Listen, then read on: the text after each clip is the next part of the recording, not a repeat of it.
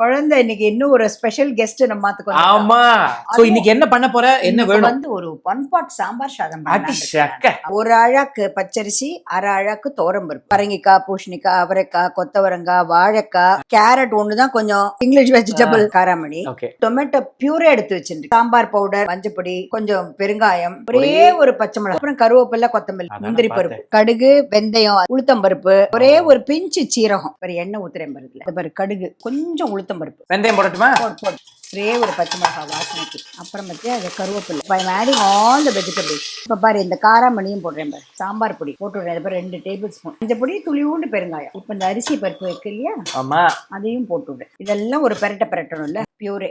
அது என்ன வெறும் பச்சை தக்காளி தான், கொஞ்சம் இது பண்ணிருக்கேன், மைக்ரோவேவ் பண்ணிருக்கேன். அதுல எனக்கு தெரிஞ்சு நீ அட்லீஸ்ட் ஒரு 3 போடலாம் நினைக்கிறேன். 1 2 அடிஷக்க போடு பார்க்கலாம், போடு. போடு. எத்தனை விசில்? 4வது விசில் வரப்ப டக்குன்னு ஆஃப் பண்ணிடு. இதுலயே கொஞ்சம் நான் கொத்தமல்லியும் போட்டு இது நல்லா அமுத்தி அப்படி மூடணும்.